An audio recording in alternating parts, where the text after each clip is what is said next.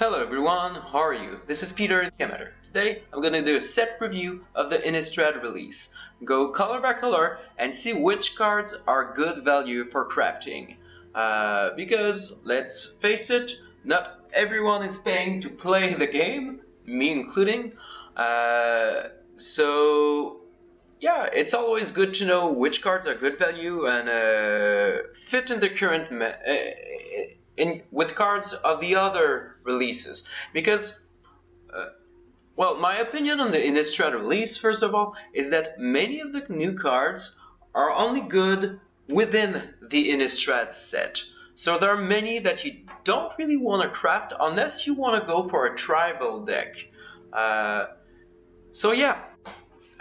And that's one of the things that I don't like about the new deck, about the new release, is that it's really focused around tribal decks. You have werewolves, humans, vampires.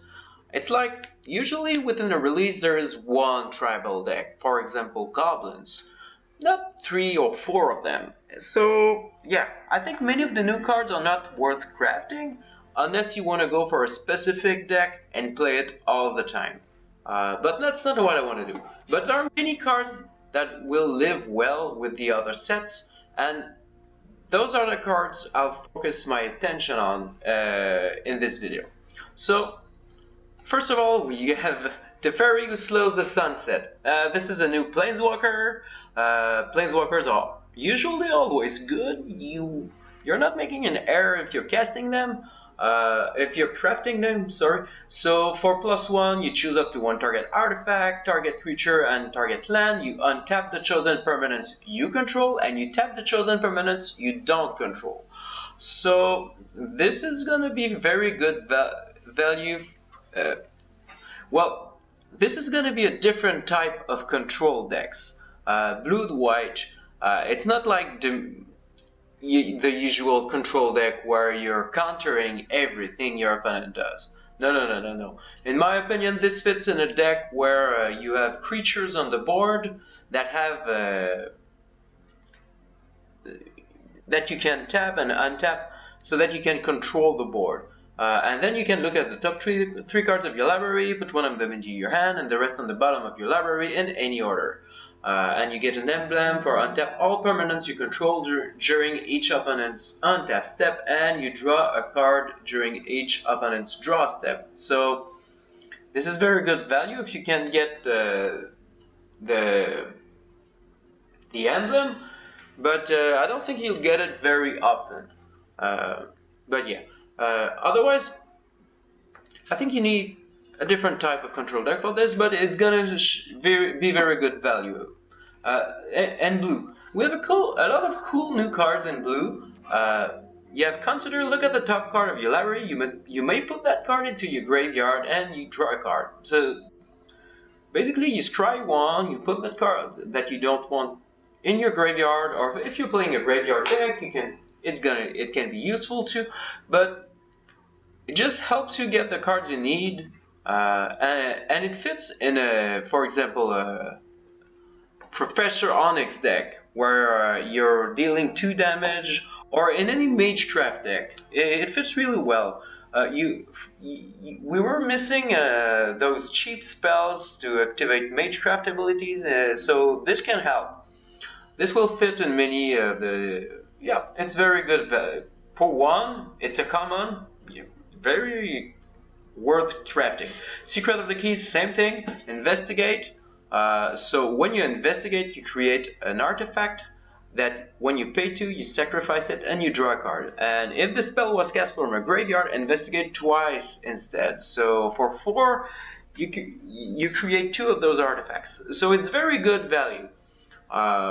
Really worth crafting. So, and sacrificing the artifact, you can do it at instant speed. So it's a very good value again in a control type of deck. Or in a graveyard deck, but mostly with a Professor Liliana type of deck and Dimmer control, fits really well. Then you have Malevolent Hermit, very cool card. So you can put it on the battlefield as a blocker, or in a mirror match to counter a target non-creature spell, unless its controller pays 3. And once it's dead, either through blocking or sacrifice, you can pay 3 for the disturb cost, and non-creature spells you control can't be countered. So, in a mirror match, this is game-changing. This is very cool. So yeah, and otherwise it's just another blocker against creature decks. So yeah, very strong card.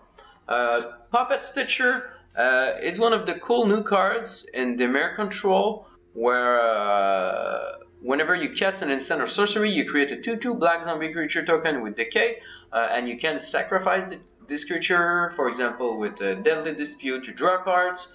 After attacking with it, I think you need to have full control, because I tried it and the creature with Decay died before.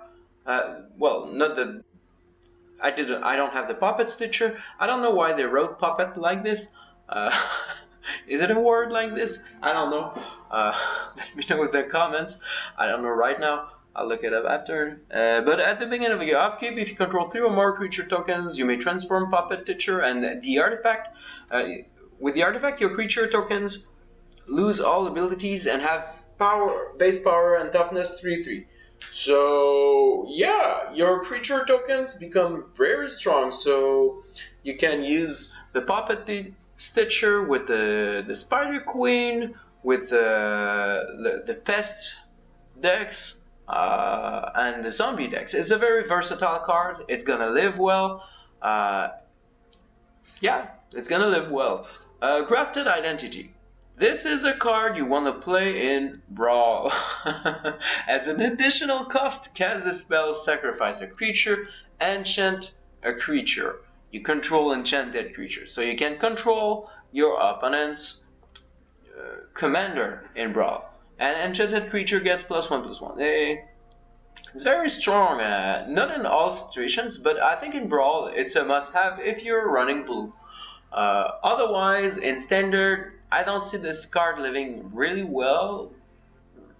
It's kind of expensive. I mean, you sacrifice a creature and you gain control of the creature. Unless you're running a zombie deck, this is not going to be useful. And unless if you're playing against a non-creature deck, it's useless. So, kind of a... I don't see it in Standard. I see it in Brawl. Memory Deluge. This is insane value. For 4, you look at the top 4 cards of your library, where X is and then you put 2 of the cards you looked at into your hand and the rest on the bottom of your library. So you get to scry 4 basically and put 2 of those cards into your hand, the rest at the bottom of your library. And for the flashback cost, once it's in your graveyard, you may pay 7. Look at the top 7 cards of your library and put 2 of them into your hand. So very good value. If you're running blue, you need these cards. It's that simple. How many copies depend on the type of deck you're running, but blue deck, Memory Deluge, no questions asked. This is better than how is it called? Gravenlore. Gravenlore costs 5, so you can cast it a bit earlier, but Gravenlore draws you 3, but in the end, this gets you 4 cards total, and you scry a lot, whereas Gravenlore gets you 3 cards, and it costs 5. Both of them are at instant speed. I don't know which of Memory Deluge and Behold the Multiverse is better, because Behold the Multiverse can be cast for 2, but overall, Memory Deluge is better value, but in certain decks, Behold the Multiverse will still be better, when you're running a very tempo type of deck. Otherwise, Memory Deluge is better. Corpse Cobble. This is a cool card. As an additional cost to cast the spell, sacrifice any number of creatures. Create an XX blue and black zombie creature token with Menace, where X is the total power of the sacrificed creatures. So you can create a very large zombie creature, and for the flashback cost, when you pay 5, you can do it again. So it's at instant speed, so you can This is very good. You can sacrifice if you're running a zombie deck. This fits, but you don't have to run a zombie deck for this card to fit. First of all, it has good value. It treats blockers that you can. It doesn't have to be an attacking creature. It can be used for your blockers. So you can sacrifice your. I mean, if you're chip blocking or chop blocking, I never know which one is the right word. But if you're blocking with small creatures, you can sacrifice them once they're blocking and have new blockers for the next step. Bigger, I mean, or just sacrifice a creature that's about to die from a spell. It's really good value. Unfortunately, the mirror control doesn't usually run that many creatures, so you need to run a different type of mirror control deck. But there are many new cards that are very aggressive with this. But again, yeah, we need to rethink how we run mirror control. But there are new cards that allow us to rethink it. So yeah, mirror control is no longer about countering everything your opponent does. It's a different type of deck. Then our black is really. There are a lot of new cards in black. Blade Brand. It's a common card. Target creature gains Death Touch until end of turn. Draw a card. I mean, this is very cool. You can surprise your opponent, block with the 1/1, and kill a large creature that. Yet, I mean, this is amazing. And you get to draw a card. Very cool value. Infernal Grasp. Destroy target creature, you lose 2 life. This is a very good card, but it will not fit in all types of decks because you're losing life. So you need to be running a deck that has ways to gain life if you want to use this card. I mean, don't get me wrong, this is a very good card. Destroying anything for any creature for 2 mana. I mean, this is amazing, but you need to ways to gain life because otherwise you're gonna die. So this, yeah, in decks that gain life. So for example, with the Professor Onyx, fits really well. Then you have Jadar, Gold Color of Nephalia. So again, this card really cool in a zombie deck, but you don't have to be running a zombie deck to craft it. So at the beginning of your end step, if you control no creatures with Decade, create a 2/2 black zombie creature token with Decade. So the creature you're creating can be used for sacrifice. It cannot be used to block, but it's very good value overall because you keep getting a creature that can attack, pressure your opponent, and yeah, it can fit in zombie decks. Black and blue zombie decks or in mono black decks and yeah, it fits really well with the Puppet Stitcher, by the way. But yeah, anyways, so it's a very good value card. You don't have to be running it as a zombie deck, but it fits really well in zombie deck. Tainted Adversary. So again, a zombie with Death Touch. So whenever Tainted Adversary enters the battlefield, you may pay 3 any number of times. So if you pay 5, for example, and you may pay this cost 1 or more times. Put that many +1/+1 counters on Tainted Adversary. So the +1/+1 counters are not that good, but remember, this is a Death Touch creature, so if it's big enough, their opponent will have to block it. But you create that many 2/2 black zombie creature tokens with Decade. So, I mean, you can have a very big board presence in black. And again, sacrifice those creatures. So, really cool with Corpse Cobble, for example, to have a big creature after. But, really cool with the Puppet Stitcher. But, overall, it's good value. It doesn't have to be in a zombie deck. Yeah, doesn't have to be in a zombie deck. Blood Pact. This is, again, a good card for mono black decks. Like, you use to have... If you're playing Professor Onyx, this is a cool card. A very cool card. Or if you're playing with the... I mean, black used to only draw cards by sacrificing creatures. You no longer need to sacrifice creatures to draw cards. This is a new way to run black, so this is a very cool card. Again, you're losing life, so you need to run a deck that gains life. So, for example, Professor Onyx. So there are many new cards that fit with Professor Onyx, by the way. Mask of Grizzlebrand. This is a way to... So you're gonna be able to run a black deck, a mono black deck. This fits in mono black decks, in my opinion, where you're running cheap creatures that can be very powerful. So equipped creature has flying and lifelink, so... I mean, you gain. This is very cool. You gain life. Fits with Blood Pact. Fits with Infernal Grasp. And you may, when the equipped creature dies, you may pay X life, or X is its power. If you do, draw X cards. So, I mean, if you're running a mono black deck, you can run a mono black creature deck, and you can equip this. This costs 3 to equip. You can equip this to your decay creatures, for example. So, yeah, anyways. Maybe not the most cost-efficient way, but I think this is a card that we'll see quite a lot in mono black decks. Giza, Glorious Resurrector, again a card for mono black.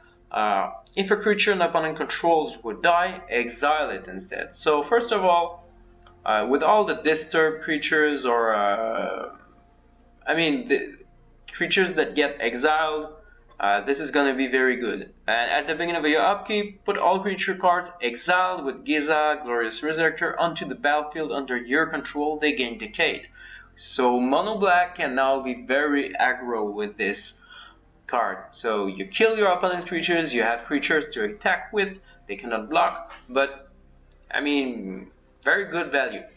The Meat Hook Massacre. So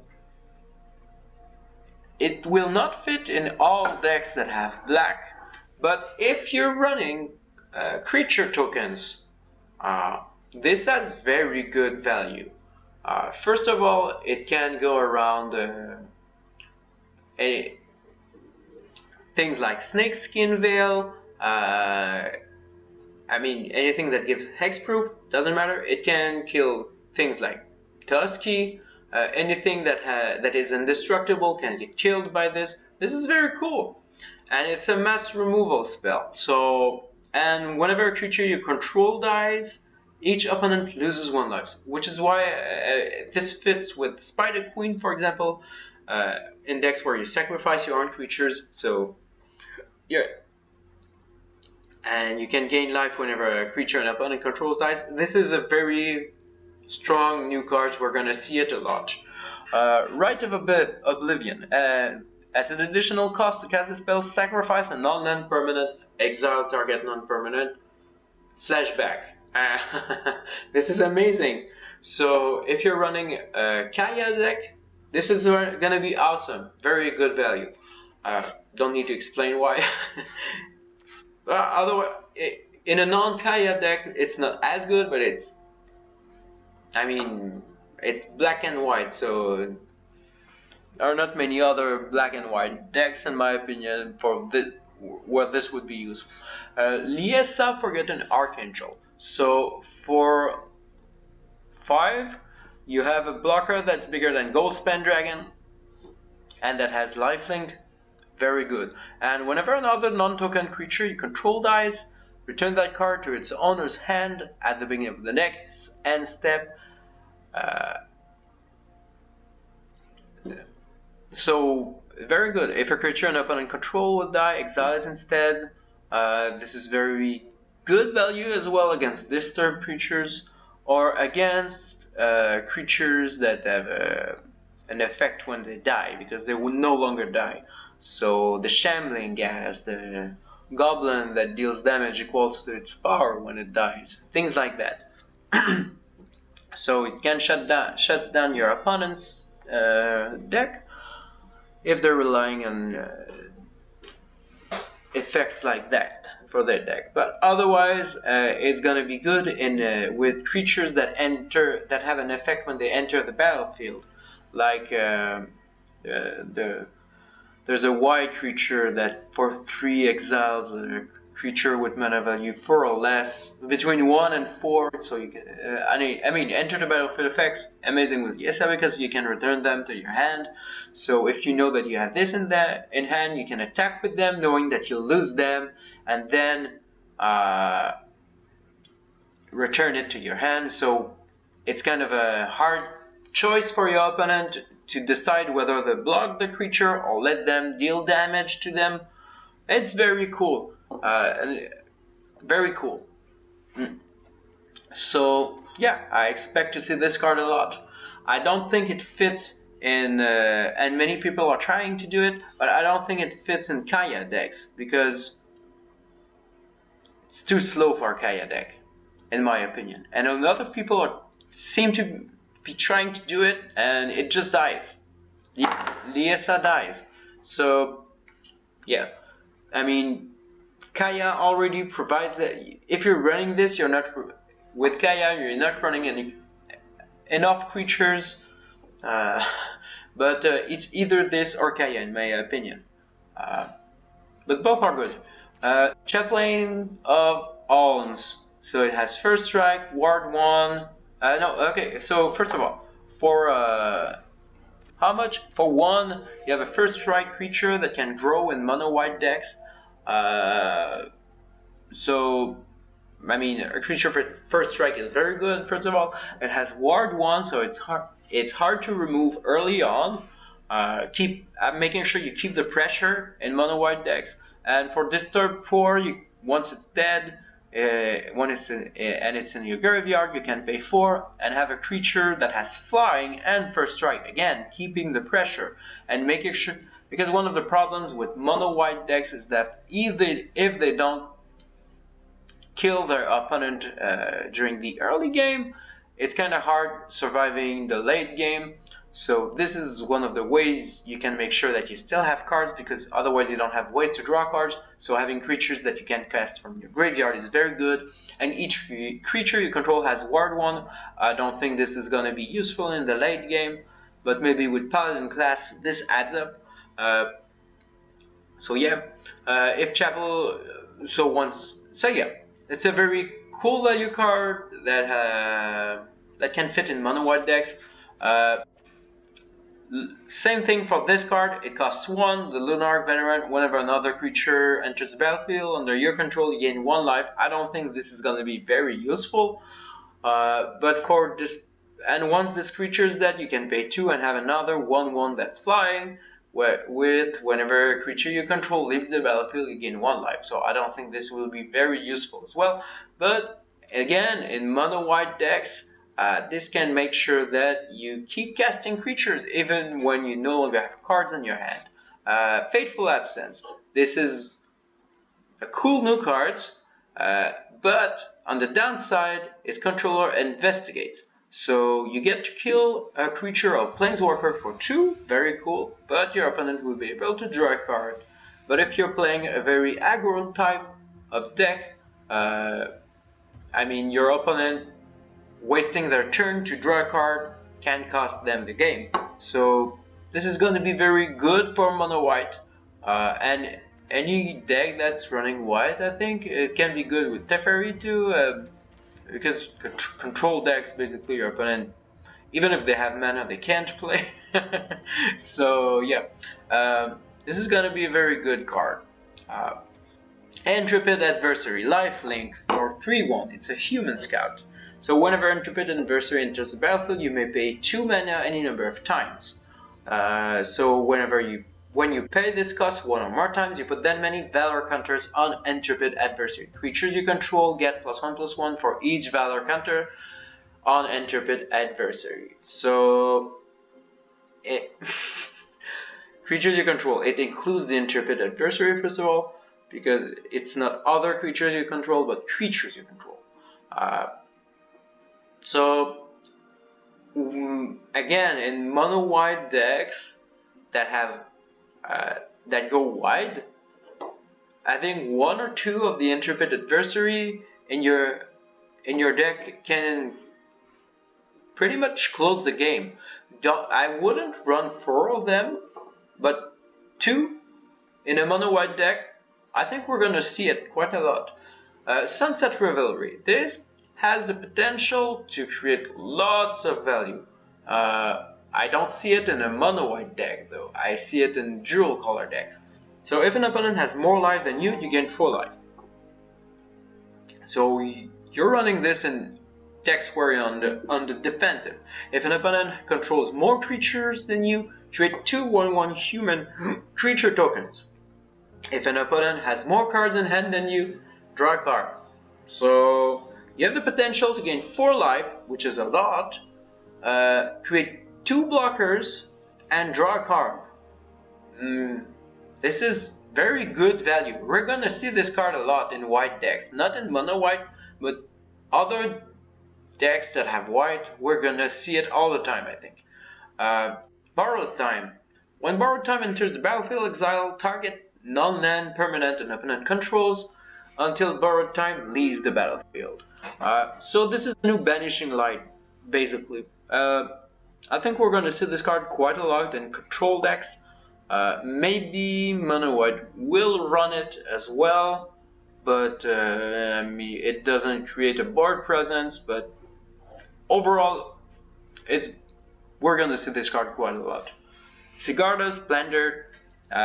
So as this creature enters the battlefield, note your life total. At the beginning of your upkeep, this is an enchantment. At the beginning of your upkeep, draw a card if your life total is greater than or equal to the last noted life total for Sigarda's Splendor. Then note your life total. So at the end of each turn, at the beginning of each... when do you note your life total? At the beginning of your upkeep. Yeah. So at the beginning of your upkeep, you note your life total, and whenever you cast a white spell, you gain 1 life. So if you're gaining life each turn, if you have more life this turn than your previous turn, you're basically drawing a card. So any deck that has white and that's running at the moment, that's running the Cosmos Elixir or Cosmic Elixir, I'm not sure. They should replace the Cosmic Elixir with Sigarda's Splendor, in my opinion. Because you gain life more often than with the Cosmic Elixir. And you get to draw cards more reliably. So, very good card, not in all types of decks, but we're gonna see it in Angel decks, decks like that. Or cleric decks.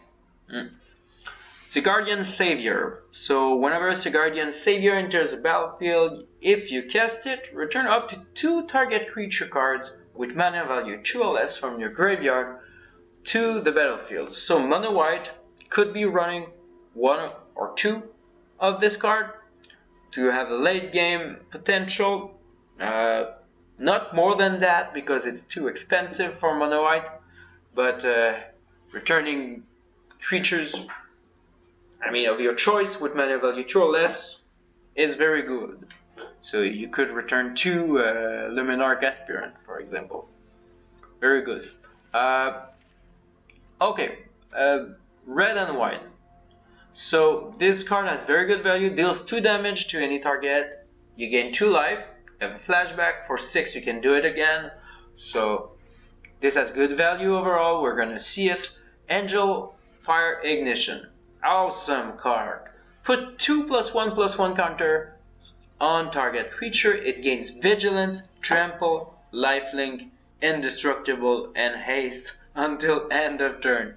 I mean, it won't fit in all types of decks, but I think for instance in Brawl, this has amazing value. Any deck that's running red and white in Brawl should run this card. You can cast it twice. It's awesome. So yeah. The downside is that many of the red and white decks are equipment decks. So usually you don't have room for many spells. But running 1 or 2 of those spells still makes sense. Even an equipment deck, because I mean, let's face it, this card has awesome value. Okay, so we have a new legendary creature for 3, flying and haste. First of all, haste, very cool, very strong overall. And if a spell would deal damage to you or another permanent you control, prevent that damage. So this is gonna be used to prevent damage to your creatures. It cannot be used to prevent damage. I mean, I don't. This is only useful against red decks overall. I mean, it's if the spell would deal damage to you. I mean, it doesn't protect you against Blizzard Brawl. I think it doesn't protect you against kill spells like Poison the Cup, for example. I mean, this ability has few uses. But the other ability, if a spell would deal damage to an opponent or a permanent an opponent controls, it deals that much damage +1 instead. So in a burn deck with Sacred Fire, for example, this can be very powerful. So yeah, it has a lot of potential. Hound Tamer, but again, it doesn't fit in all types of decks. But I think we're gonna see decks with this card. Okay, let's continue with green, mono green. So a Hound Tamer. So for 3 you have a 3/3 trample creature, and for 4 you may put a +1/+1 counter on a target creature. So in and of itself it isn't that great, but when it becomes night, all the wolves and werewolves you control have trample. So, I mean, in a wolf and werewolf deck, this card will be awesome. But it doesn't have to be run into a wolf and werewolf deck. It could be run in any other type of deck where you're creating where you have a lot of creatures, and all of a sudden you have this card and how's it called? The card the Maskwood Nexus, where all your creatures have all creature types. So you can have a nice combo there, giving trample to all your creatures. But yeah, it's not. Yeah. Otherwise, I think it's very good card for wolf and werewolf decks, but again, it's very tribal oriented. Ren and 7. This is one of the new planeswalkers. It's awesome. So for +1, you reveal the top 4 cards of your library. You put all land cards revealed this way into your hand, and the rest into your graveyard. For 0, you put any number of land cards from your hand onto the battlefield tapped. So you can ramp up pretty quickly with this. For -3, you create a green tree folk creature token with reach, and this creature's power and toughness are each equal to the number of lands you control. So, I mean, those 3 folks can be pretty strong. Ren and 7 has the potential to be very aggro very quickly. We're gonna see it. Mono green, it's gonna be very strong. And for -8, you return all permanent cards from your graveyard to your hand. You get an emblem with you have no maximum hand size. So all those cards that you discarded that were not lands when you paid the +1 cost, well, you get them back. So yeah, we're gonna see this card. It's gonna be very strong. Contortion is true. This is like the Luminarch aspirant of green. So Contortion is true, enters the battlefield with X +1/+1 counters on it. So again, if you pay 2, it's a 1/1 on the battlefield, and at the beginning of your end step, if you control 3 or more creatures with different powers, you put a +1/+1 counter on target creature you control. So if you're running a creature deck, basically you get to put a +1/+1 counter on a creature you control every turn, like the Luminarch aspirant. So this is a very good card. Unnatural Moonrise, green and red. It becomes night, Until end of turn, target creature gets +1/+0 and gains trample. And whenever this creature deals combat damage to a player, draw a card. So you're giving +1 and trample to a creature, and you draw a card. And you have a flashback cost, a flashback value. So this is a very good value card for any creature deck that's red and green. It doesn't have to be a werewolf deck. It can be a werewolf deck. It fits really well, especially because those decks benefit from Night quite a lot. But giving trample to a creature is very good. And drawing a card. I mean, very cool card. Arlen, the Pax Hope. So daybound, nightbound, planeswalker. When it's day, until your next turn, you may cast creature spells as though they had flash, and each creature you control enters the battlefield with an additional +1/+1 counter on it. And for -3, you can create 2/2 green wolf creature tokens. Amazing value. I mean, being able to cast your creature spells with flash. I mean, it doesn't have to be a werewolf deck. You could be running dragons with this. You could be running anything, but you can surprise your opponent quite a lot by casting spells with flash. I mean, this card against a control deck, it's amazing. It's gonna make playing control decks really hard. And when it's night, you can add 2 mana for a +2, or you can have the planeswalker become a 5/5 werewolf with creatures with trample and indestructible, with trample, indestructible, and haste. So a 5/5 that's indestructible is very aggro, very strong. Yeah. So overall, very strong planeswalker, fits in werewolf decks, but doesn't have to be one. Very versatile card overall. Mono Red has some cool new cards. First of all, this vampire has haste. It's a 2/2. Haste is always good for Mono Red, first of all. And when it enters the battlefield, you may pay 3 mana any number of times. When you pay this cost 1 or more times, you put that many +1/+1 counters on Bloodthirsty adversary, then exile up to that many target instant and or sorceries with mana value 3 or less from your graveyard and copy them. You may cast any number of the copies without paying their mana cost. So Mono Red, I mean, is gonna be able to run creatures, cheap removal spells that cast those spells again. You could run this with in a red-white deck as well, with a Rem Carolus, for example, and Sacred Fire. Doesn't have to be a vampire deck.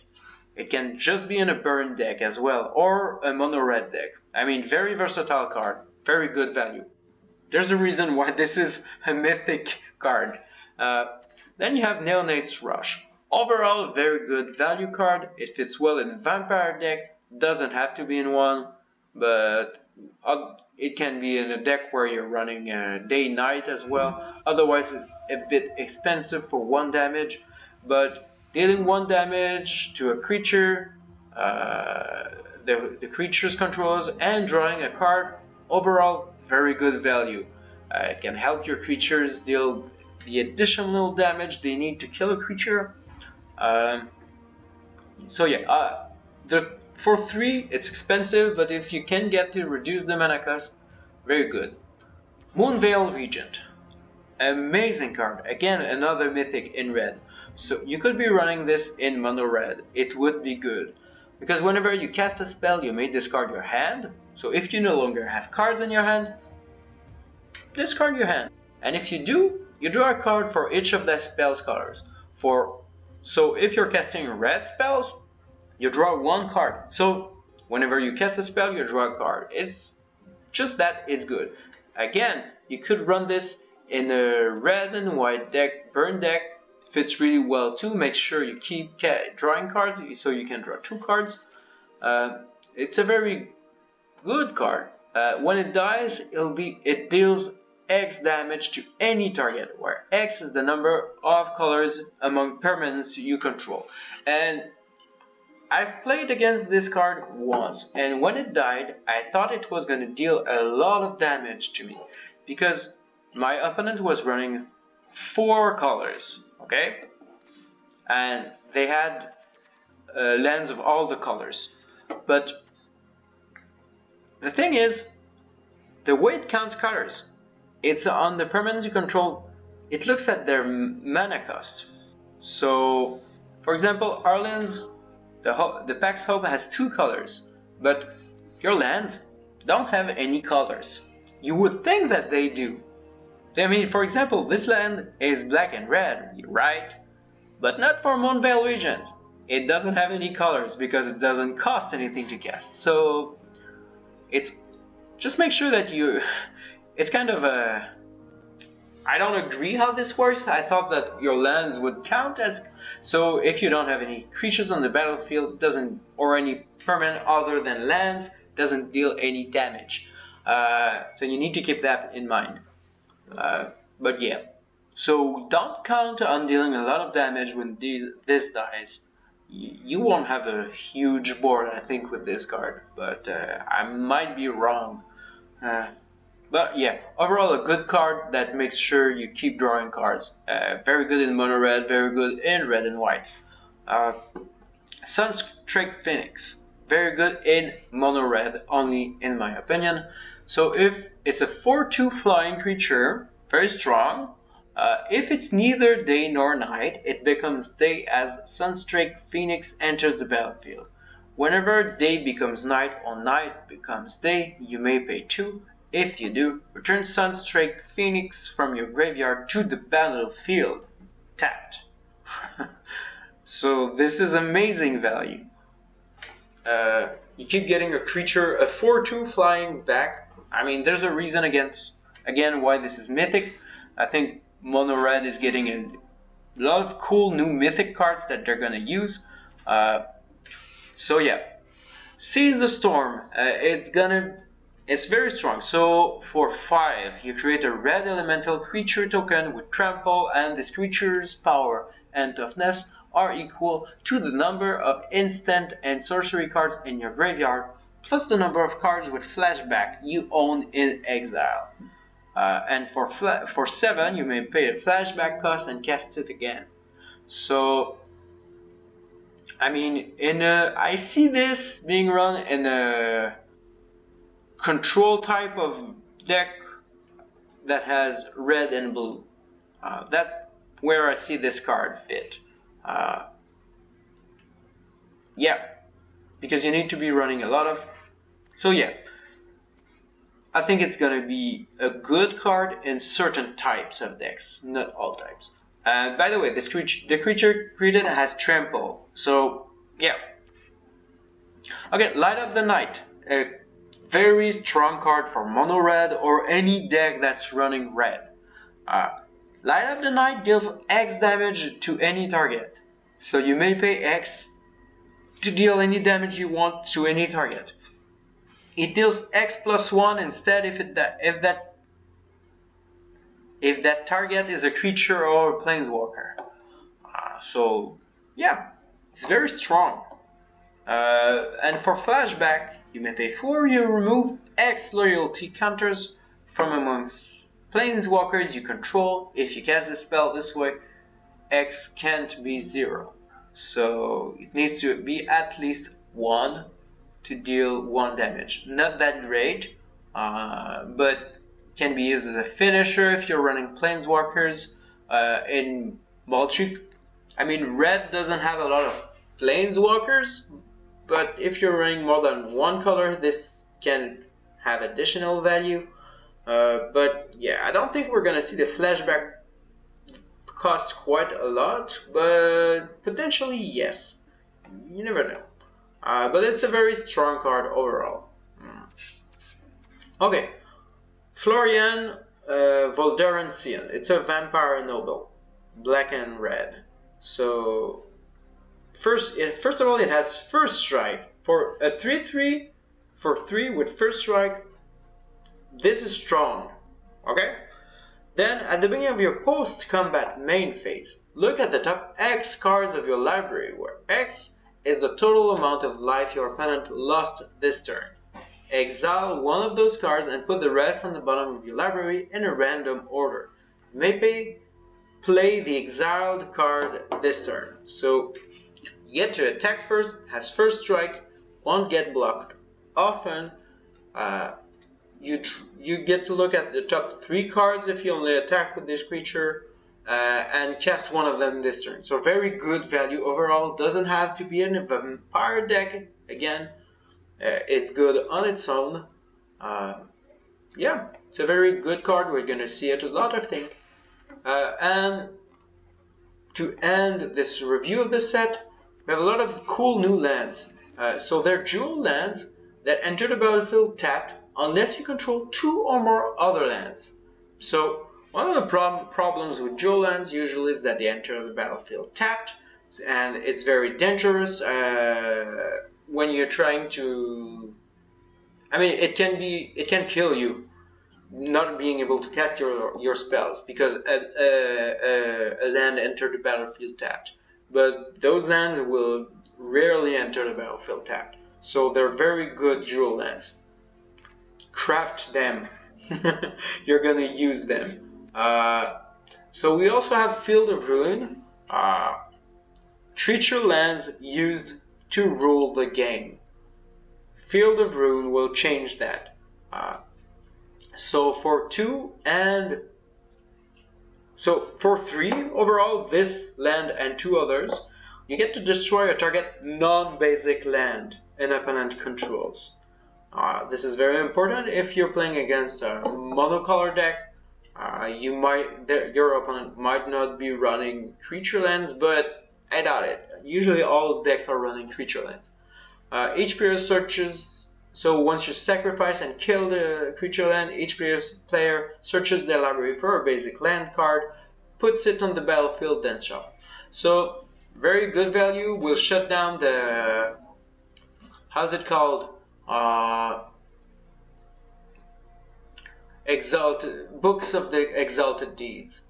I mean, every deck should be running 4 Field of Ruins, in my opinion. It's as simple as that. Just make sure it doesn't screw up your mana, your mana base if you're running more than 1 color, but still run 4. Just work on your mana. I mean, your mana base is gonna be easy if you're running dual colors because of the new lands. So there's room for Field of Ruin.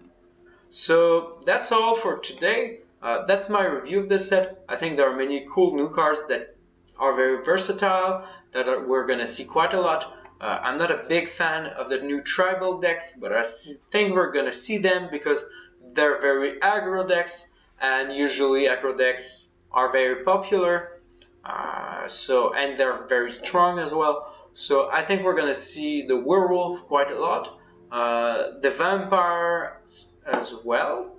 I think they're cool. A different type of aggro deck. And what else are we gonna? Yeah, I don't think we'll see humans quite as much. We're gonna see zombies quite a lot. Zombies are very aggro. I think a tough matchup for zombies is the werewolves. But other than that, they're going to be very strong. So yeah, not a big fan of tribal decks against because they're very usually you don't have many builds around them. The build is self-evident somehow. So yeah, I mean everyone could come up with the same build of a tribal deck. So yeah, this is my opinion of the new set. Not a big fan of the tribal decks, but there are many cool cards that will live well with the other sets. Black, blue got a ton of new cool cards. Red as well.